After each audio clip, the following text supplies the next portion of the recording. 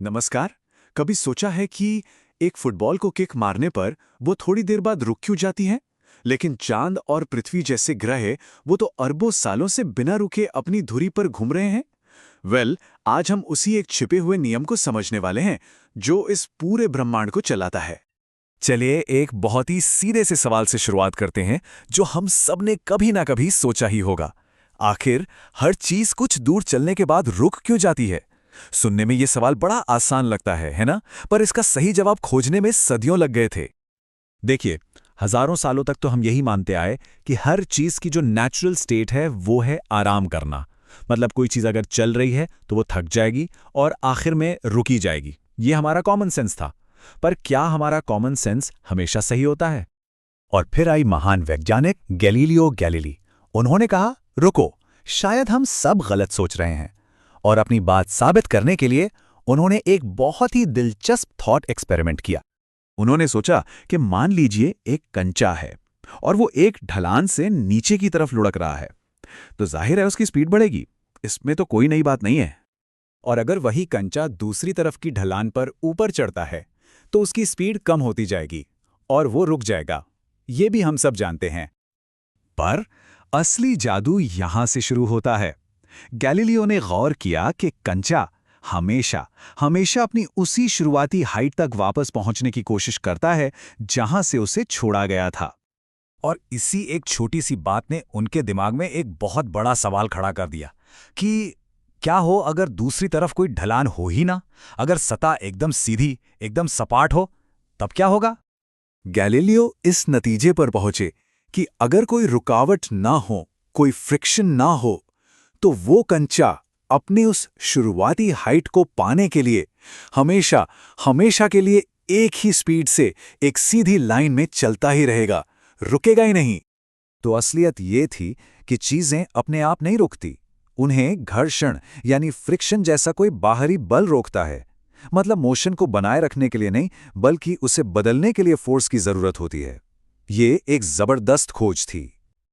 फिर कई सालों बाद सर आइजैक न्यूटन ने गैलीलियो के इसी कमाल के आइडिया को और आगे बढ़ाया और इसे अपने पहले नियम की शक्ल दी, जिसे आज हम जड़त्व का नियम या लॉ ऑफ इनर्शिया कहते हैं। अब यह सुनने में थोड़ा मुश्किल लग सकता है, पर इसका मतलब बहुत सीधा है।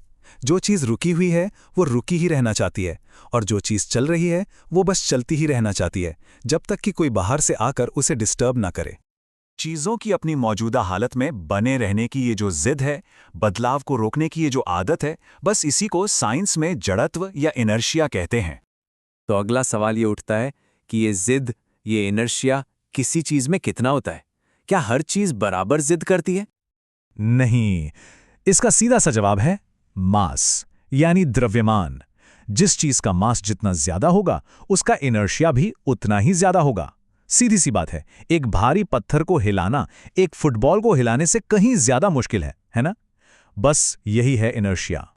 और एक बार आप इनर्शिया को समझ गए ना, तो ये आपको अपने चारों तरफ हर जगह दिखने लगेगा। ये सिर्फ साइंस की किताबों का कोई नियम नहीं है, ये हमारी रोज की जिंदगी का हिस्सा है।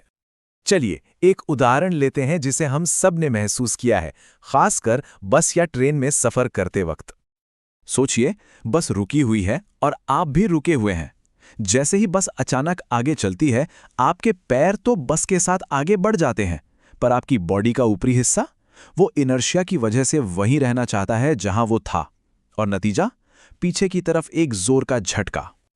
अब इसका ठीक उल्टा सोचिए, कार तेजी से चल रही है और आप भी उसके साथ चल रहे हैं, और अचानक ड्राइवर ब्रेक लगाता है। कार तो रुक गई, लेकिन आपकी बॉडी इनर्शिया की वजह से वो तो उसी स्पीड से आगे जाना चाहती है और आप आगे की तरफ झुक जाते हैं। और बस इसीलिए सीट बेल्ट्स हमारी जान बचाते हैं। वो कोई जादू नहीं है, वो बस आपकी बॉडी पर एक बाहरी फोर्स लगाते हैं जो आपके इनर्शिया को काबू में करता है और आपको कार के साथ साथ सुरक्षित तरीके से रोकता है। और तो और, जब गाड़ी कोई तेज मोड़ लेती है तब भी यही होता है। आपकी बॉडी इनर्शिया की वजह से सीधा जाना चाहती है, लेकिन कार का दरवाजा आपको मोड़ देता है और आपको लगता है कि आप बाहर की तरफ धकेले जा रहे हैं। तो सबसे जरूरी बात जो याद रखनी है वो ये है, इनर्शिया अपने आप में कोई फोर्स नहीं है। ये तो बस चीजों की एक प्रॉपर्टी है, एक गुण है जो बस इतना कहती है कि अगर मेरी हालत बदलनी है तो भैया जोर तो लगाना पड़ेगा। तो अगली बार जब बस में झटका लगे तो मुस्कुराइएगा, क्योंकि उस एक पल में आप उसी महान नियम को महसूस कर रहे होते हैं जो हमारे ग्रहों को उनकी कक्षाओं में घुमाता है और इस पूरे ब्रह्मांड के शानदार डांस को कंट्रोल करता है।